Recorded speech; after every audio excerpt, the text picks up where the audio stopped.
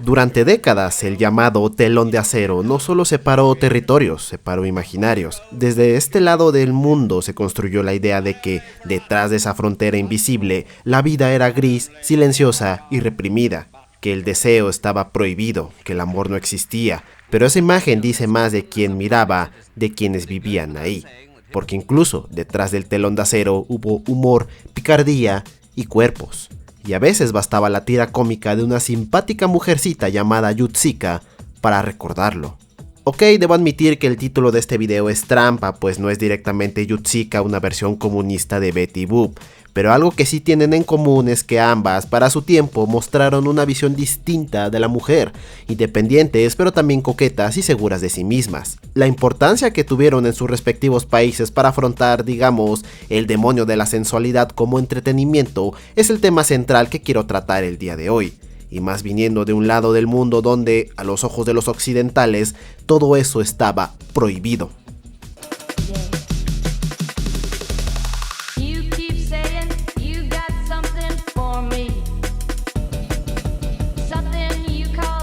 Pero antes de llegar a eso, Yutsuka no existía en el vacío. Entre las décadas de los 50 y 70 hubo muchos personajes femeninos animados o en tiras cómicas que dieron mucho de qué hablar en sus respectivos países mediante sus eróticos dibujos, como Valentina, una serie de historietas italianas creadas por Guido Crepax en 1965. Aquí teníamos a una protagonista que destacaba por ser una intelectual fotógrafa y sexualmente provocativa a la vez. Una obra introspectiva y experimental muy ligada a la contracultura que estaba en boga por todo el mundo. Francia, por su parte, primero destacaría con la obra de Jean-Claude Forest, Barbarella, una historieta de ciencia ficción erótica que revolucionó a las historias impresas en el país debido a la apariencia de su protagonista. Barbarella no tenía miedo a mostrarse femenina y sexualmente libre en un mundo hostil, distópico. La aparición de esta despampanante personaje permitió más ilustraciones que de a poco empezaron a atreverse más, como el de Paulette, apareciendo por primera vez en el volumen número 12 de la revista Charlie Mensuel e ilustrada por George Wolinski y George Pichard. La historia de Paulette se convierte en un remolino de vicisitudes, encontrándose con maoístas, policías antidisturbios, con el hijo del zorro, con Hitler, siendo una víctima de secuestro por proxenetas, emires, fanáticos religiosos. En otras historias, Paulette se casa, tiene hijos, y en otras se suicida, viaja a Vietnam, al Amazonas, a México, y un sinfín que dejan en claro lo caótica que es su vida. Asia no se queda atrás. Japón en especial también estaría experimentando los años 70 con personajes así. El mayor representante que se tiene en estos años es Cutie Honey, una chica creada por el ya legendario mangaka Go Nagai y cuya historia mezcla la comedia con la sexualidad de su protagonista. Por su parte, la industria editorial de Estados Unidos resultaría un entorno por sí mismo, empezando con los cómics de Archie, cuyos personajes femeninos principales, Betty y Verónica, se convertían en un gancho comercial gracias a su belleza. Las historias en los años 40 de Brenda Starr fue otro ejemplo, una reportera que trabajaba en un ficticio periódico llamado The Flash y que se dedicaba a investigar casos, viajar y meterse en un sinfín de situaciones peligrosas. Creada por Dale Messick, fue una de las primeras mujeres en lograr éxito masivo dentro de la industria del cómic estadounidense. Brenda no es la novia de nadie, ni la ayudante de nadie, ni mucho menos un adorno narrativo. Ella es la protagonista de su propia historia. Y esto venía de perlas para la época de la Segunda Guerra Mundial, donde se buscaba resaltar la importancia de las mujeres en la sociedad gringa.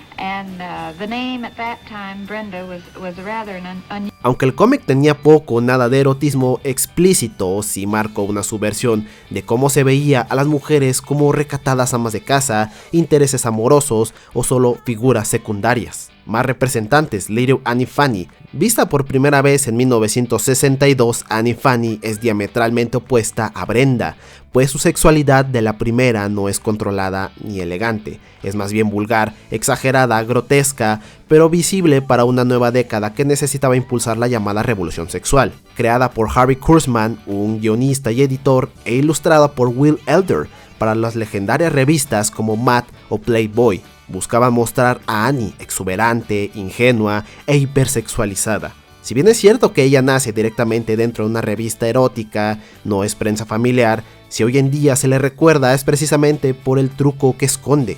No es una fantasía sumisa, sino un dispositivo satírico. Annie Fanny se mueve por el mundo moderno del consumismo, la política, el capitalismo, el feminismo temprano, la cultura popular y expone lo ridículo, hipócrita y corrupto del entorno masculino que la rodea, algo que por lo visto también expondría Yutsuka en su respectivo contexto. Y si bien en Estados Unidos no hay una Yutsuka directa, es evidente que necesitamos hablar de la mujer animada sexualmente provocativa por excelencia, Betty Boop. Betty fue el símbolo de la década de los años 30 en Estados Unidos. Creada por Max Fleischer, rápidamente se convirtió en ícono de la Gran Depresión. Ella en esencia es una flapper, término más bien despectivo para referirse a las mujeres que escapaban de la visión moralista de la época. Vulgares, impetuosas, que fumaban, bebían y sin reparo eran sexualmente activas. Era evidente que la representación de un personaje así la haría estallar en popularidad. No solo Betty Boop es la predecesora espiritual de cada una de las anteriores aludidas, sobre todo porque su época fue mucho más conservadora y fuertemente censurada. Y sí, aunque fue un personaje muy popular, ni ella ni otros personajes parecieron gustarles a algunos, como al republicano William Hayes. En otro video ya hablé sobre este código, pero a grandes rasgos buscaban restringir que sí se podía mostrar y no, y como intuirán, el sexo por supuesto no. Betty Boop, aunque no lo parezca, fue durante muy poco tiempo provocativa, pues en 1939 se le obligó a Fleischer Studios, quienes la animaban, suavizar su carácter, haciéndola menos atrevida. Y si bien ahora sus aventuras ya no eran tan provocativas, se mantendría una figura representativa para las próximas décadas. A pesar de la censura, los personajes como Betty parecían resistir, claro, siempre y cuando fueran en las vastas tierras de la libertad capitalista, porque si hablamos de lo que ocurría del otro lado del telón de acero, nos vamos a topar con un mundo completamente similar. Ok, vamos por partes. Durante la década de la Guerra Fría era evidente que el tema de, digamos, el no por, era visto como un vicio capitalista. Eric Neiman, en su libro Sex in Public, The Incarnation of Early Soviet Ideology, describió al no por como un vicio burgués, una decadencia occidental y una forma de alineación capitalista. Pero como no pude conseguir el material original para corroborar esto, en el libro The Sexual Revolution in Russia de Igor S. Kohn, se menciona que al menos en la Unión Soviética se esperaba que, con la llegada de los bolcheviques y la abolición de la religión, se acabaran todas las tradiciones que englobaban a Rusia, entre ellas la visión de la familia convencional. Pero no, con la llegada de Stalin se fortaleció las instituciones del matrimonio y la familia, reprimió y eliminó la cultura de la sexualidad, y el panorama en cada rincón del Pacto de Varsovia parecía que así sería. Aunque como todo lo bueno viene cuando muere un dictador, más tarde, finalmente la práctica sexual se individualizaría gradualmente, pasando a verse por las calles de la capital relaciones informales y no matrimoniales que ejemplificaron una disminución en las ideologías dominantes. En Sex in the Soviet Union, Myths and More, de Anna Asbasian, se menciona que efectivamente el tema de la sexualidad en toda la Unión empezó a ser normalizado tras la muerte de Stanley, pero con matices, pues por ejemplo en medios de comunicación como en la televisión estaba prohibido incluso las alusiones al mismo. La ligereza de las leyes permitió aspectos como un mercado negro de no por proveniente de países europeos aliados con Estados Unidos y del cual las autoridades lo sabían pero permitían que existiera. Hablar de estos temas durante la era de Khrushchev y Leonid más bien pareció transformarse en una ley moral. Por ejemplo, una famosa frase que pasaría a la posteridad: no hay sexo en la URSS. Escuchada por primera vez en el USA Soviet Space Bridge, una serie de transmisiones televisivas internacionales y experimentales entre espectadores soviéticos y estadounidenses, realizadas por un grupo de entusiastas de la comunicación durante la etapa final de la Guerra Fría. La palabra sería dicha por una de las participantes del lado soviético, Lyudmila Ivanova. El tema fue titulado Las mujeres hablan con mujeres. La participante estadounidense pregunta: en nuestro país los anuncios de televisión tienen mucho que ver con el sexo. ¿Ustedes tienen anuncios en la televisión? A lo que Ivanova contestó: nosotros no tenemos sexo y estamos estrictamente en contra de él. La frase caló tanto que inmediatamente el estudio se llenó de risas y aplausos por igual. La cuestión aquí es que a partir de ese momento todos creyeron que estaba prohibido incluso reproducirse en la Unión Soviética. No sería hasta años más tarde, en 2004, cuando un diario ruso llamado Moskolovskaya Pravda, que la propia Ivanova presentara una versión distinta sobre lo que quería decir aquel día. Una mujer estadounidense dijo que debido a la guerra en Afganistán deberíamos dejar de tener sexo con nuestros hombres para que no fueran a luchar, y seguía señalando con el dedo. Entonces respondí: en la URSS no hay sexo, hay amor. Durante la guerra de Vietnam ustedes tampoco dejaron de acostarse con sus hombres, pero todo el mundo recordó solo el inicio de la frase. ¿No tengo razón? En nuestra cultura la palabra sexo siempre fue casi ofensiva. Nosotros no tenemos sexo, sino amor. Eso era lo que quería decir.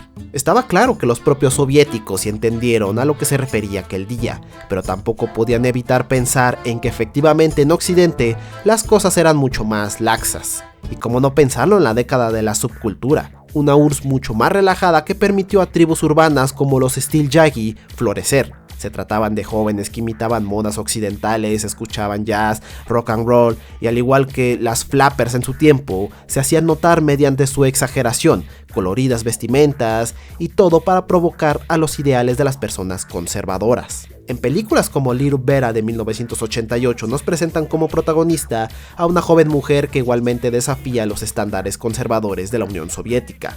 La historia de Vera es una represión juvenil, donde se presenta sin miedo al aparato del Estado represor, al escándalo de los padres de familia al ver la actitud, las amistades y los vicios de los jóvenes, y sobre todo a sobajar la figura paternal masculina mediante el padre de Vera, un alcohólico hombre que es incapaz de trabajar por su espalda dañada, ni mucho menos poder criar a su hija a su gusto. Y es que películas como esta no serían posibles de no ser por el Glasnost, una nueva política de Gorbachev que permitió mayor libertad de expresión y acceso a la información en la URSS, rompiendo décadas de censura estatal, aunque con serias consecuencias. Antes del Glasnost existía el Samizdat, un sistema clandestino de autopublicación, cuando la censura en todo el Pacto de Varsovia era total. Estos escritos eran realizados uno por uno en máquina de escribir, pero su labor era necesaria, pues destapaban problemas en el sistema, ayudaban a dar visibilidad al descontento social y sobre todo permitieron a los países satélites soltarse socialmente de la rectitud de Moscú. Y entre estos países satélites de la Unión estaba el caso especial de Hungría. El comunismo Gulag se trató de una versión flexible, pragmática y sobre todo vivible del socialismo, aplicada principalmente en este país. El nombre proviene del goulash, un famoso platillo húngaro caracterizado por la mezcla de ingredientes, un símil a lo que quería lograr János Kadar, líder tras la represión soviética del 56. Una mezcla homogénea de la ideología, pero una mayor libertad de expresión por parte de los ciudadanos, sobre todo para hablar de la moral sexual y el cuerpo femenino más allá de un enemigo ideológico del partido. Y en medio de todo este ecosistema es evidente que tenemos que hablar de una de las hijas del goulash más reconocida, Yutsika. Se trata de una tira cómica creada por Pushtai Pal. Apareció originalmente en la década de los años 50 y la protagonista es una mujer joven, moderna y segura de sí misma que navega entre distintas situaciones de la moderna Hungría. La popularidad inicial de Yutsika nace de dos aspectos, el carisma y el humor de la misma y de su formato. Al tratarse de una tira cómica, es evidente que contaría con un lenguaje mucho más limitado y aún sin diálogo se las ingenia para hacer una tira universal. Yutsika nace en la llamada Edad de Oro del cómic húngaro, que entre 1957 y 1975, un momento en la historia del país donde este medio se desarrolló de manera autónoma sin la intervención de tendencias estadounidenses ni de Europa occidental, los cómics en su mayoría políticos relataban la vida diaria de vivir en un estado socialista, pero en general la mayoría de los protagonistas eran masculinos blancos, a menudo aventureros, de forma serializada en revistas de entretenimiento. Yutsika, al ser de las únicas mujeres que protagonizaban un espacio durante el socialismo de Estado, era evidente que lograban destacar entre otras propuestas ideológicas y culturales. En consecuencia, dejó de concebirse como un medio independiente, capaz de abordar cuestiones políticas o de la cultura contemporánea, y pasó a considerarse una forma subliteraria inferior. Yutsika se publicó en la revista Erkedes Uksag, una revista ilustrada que durante años fue un referente cultural en el país. Justo ahí trabajó Pal Pustay, realizando caricaturas de acuerdo al contexto de la Guerra Fría, con propagandas militares, pero además ya otorgando cierto humor que más tarde se vería. Además de Yutzica, su segunda obra más conocida fue Ivan S. Joe, una serie de caricaturas que presentaban a dos personajes: Iván, un soldado soviético disciplinado y honesto, y su contraparte Joe, un soldado estadounidense torpe y descuidado. Era evidente que esta caricatura era más bien un reclamo satírico de la época para que las personas pudieran reírse del ridículo enemigo que tenían al otro lado del telón de acero. Y es que las caricaturas de Pustay se caracterizaban por sus composiciones y estructura, la suavidad de sus limitaciones y contradicciones de la vida cotidiana bajo el comunismo. ¿Y por qué Yutzica fue especial? Porque ella no habló del comunismo, no era política, solo quería marcar que se podía hacer algo tan simple como una mujer viviendo su vida. Yutzica no era una femme fatal, no era una damisela en apuros, no era una adolescente, no era una madre abnegada, era una mujer adulta, coqueta, inteligente, deseante y deseada, libre, en un sistema tan represor como el socialista. Como ya se mencionó, no hay grandes historias detrás de las tiras, el único elemento que se mantiene es la misma chica. Yutzica es adaptable a un sinfín de escenarios, interactuando con personajes que van y entran a su vida, y eso permite una serie de dinámicas interesantes. Yutzica se retrata como una veinteañera empezando su vida adulta, y ello conlleva lidiar con las peripecias de la modernidad, como lo es tener que mantenerse a una misma, lidiar con los molestos vecinos en la unidad habitacional donde se vive, así como de los servicios públicos que, si bien funcionan, también relatan lo que vivimos muchos con ellos, como lo es un desabasto en el agua, inmobiliarios en pésimas condiciones, con una cabina telefónica o incluso el transporte público. Y es evidente que para que esto pudiera subsistir en este caótico mundo, tenía que trabajar.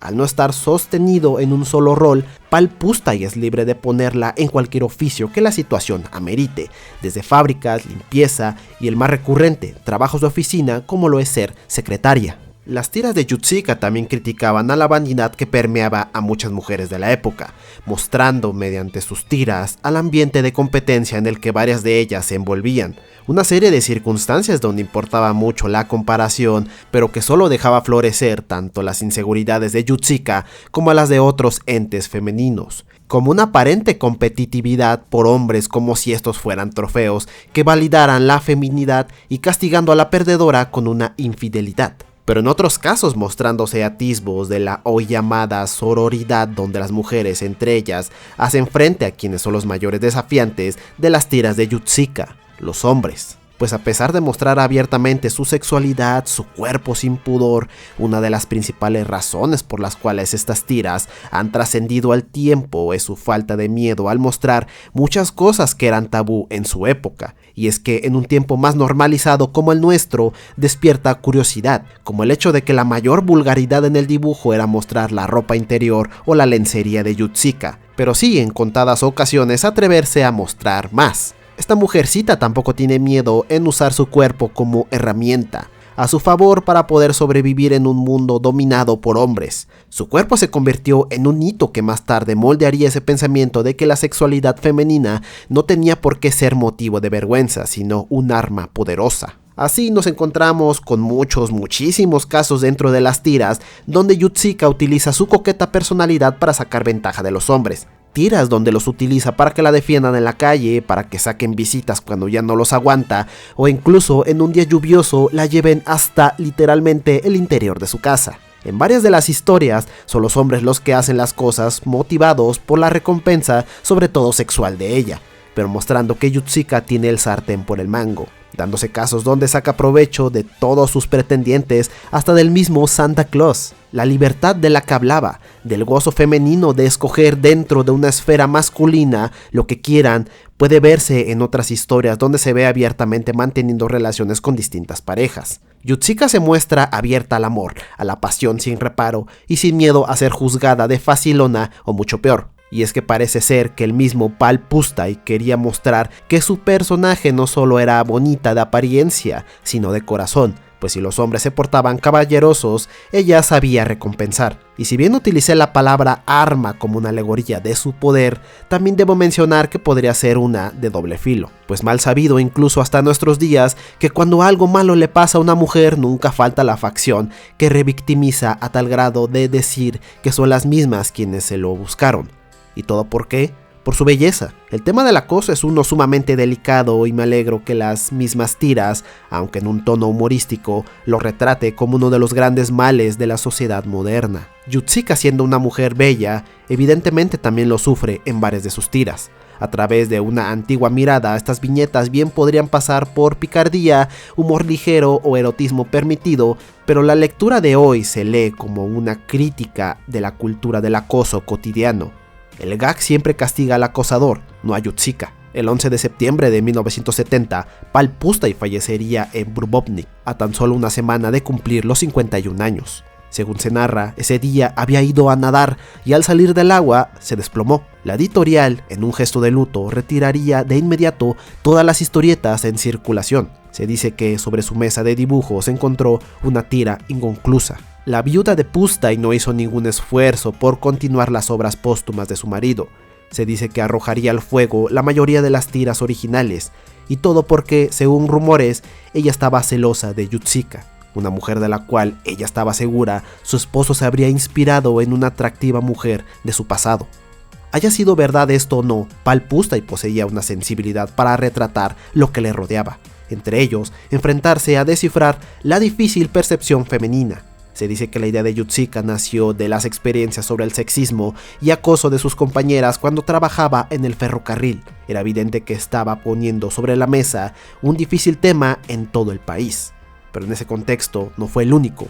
Años más tarde, películas como Intergirl de 1989 pondrían de manifiesto temas que se habían mantenido ocultos en la Unión Soviética. Esta película cuenta la historia de Tania, una prostituta en la ciudad de Leningrado que lucha con el estigma de serlo. Constantemente es arrestada, denigrada y sobre todo forzada a creer que escoger esa profesión arruinará su vida. Y una de las tesis más interesantes de esta cinta es la crítica de que la libertad sexual solo está para el alcance de los hombres, pues en más de una ocasión puede verse a estos comportarse de manera inadecuada sin miedos al escrutinio social.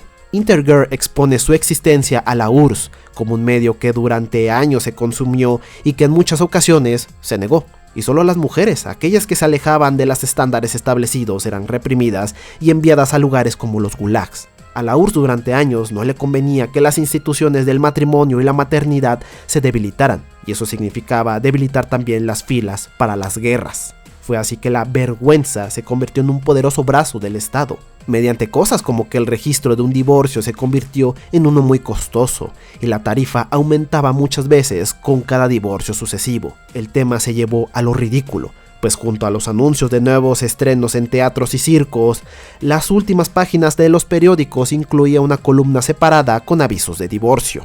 Volviendo a la analogía del principio, ya en los inicios de Betty Boop, mucho antes del código Hays, Max Fleischer ya mostraba esta violencia sexual hacia Betty por parte de hombres que abiertamente la tocaban. Pero quizás uno de los cortos más interesantes para hablar de esto sea el infame El viejo de la montaña de 1933. Aquí Betty se enfrenta a un escalofriante gigante que, mediante matices a lo largo de la misma historia, nos da a entender que se trata de un violador en serie, un monstruo tal que no duda en intentar este crimen con nuestra protagonista, y no es detenido hasta que recibe un escarmiento por parte de todo el bosque. Un corto que bien no podemos catalogar como transgresor en su momento porque no queda claro las intenciones de su creación, si trataba de exponer un tema tan serio como lo es la violación o en su lugar solo hacer comedia con esta. Al final, ambas figuras, Betty y Yutsuka, fueron adelantadas a su tiempo.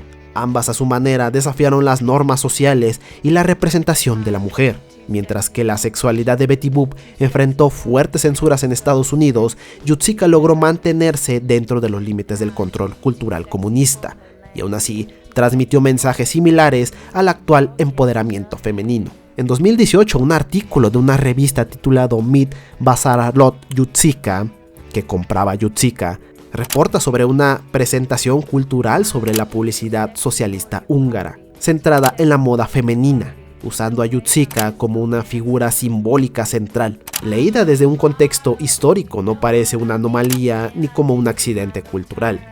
Debemos sentirnos afortunados de lo siguiente. Yutsuka tuvo un resurgimiento moderno. Se dice que tras la muerte de Pál Pustay todas sus obras pasaron a ser propiedad del Estado húngaro y posiblemente destinadas a pasar el resto de sus días encerradas en una bóveda, en la basura o regadas en las casas de quienes compraron la revista. Yutsuka estaba destinada a desaparecer en el imaginario, pero afortunadamente muchas personas que quedaron profundamente marcados por la obra conservaron ejemplares antiguos de las publicaciones y gracias a ellos pudieron ser escaneados, restaurados digitalmente y almacenados en la infinidad del internet. Hoy en día las 515 tiras hechas por Pál Pustay se conservan. Como dije, esto permitió a la chica experimentar un revival en la era digital. Yutsuka fue redescubierta en una era de feminismo más establecido y aceptado. Hoy su vigencia continúa, pero con cierta moderación. Espero que este video ayude a darle mayor difusión a un personaje que me gusta tanto que, oye, la tengo como imagen de perfil en mi canal. Quiero que estas historias puedan ser conocidas por todos, que disfruten, pero también vean con ojos críticos el paso del tiempo sobre estos trazos. Una picardía o erotismo que hoy en día se revela como una crítica sutil al control, a la mirada masculina y al acoso cotidiano. En retrospectiva, estas viñetas no solo retratan la vida moderna bajo el socialismo húngaro, sino que anticipan discusiones que hoy asociamos con el feminismo contemporáneo, el derecho a decidir sobre nuestro propio cuerpo, el deseo sin vergüenza y la capacidad para que muchas personas puedan responder con astucia a un mundo dominado por hombres. Quiero mandar un especial saludo y agradecimiento a las cuentas de Twitter de Yutsuka Daily, a Yutsuka in Order y Pál Pustay Art por facilitar las tiras, publicidad y más material visual para este video. Los links de sus cuentas en la descripción. Y por último, un agradecimiento siempre a esos preciosos bebés que llegan al final de este video. Uno que me costó mucha investigación, pero que valió la pena completamente. Recuerden compartir y darle like a este video para que el algoritmo lo recomiende a más personas. Yo soy El García y nos vemos en un próximo video.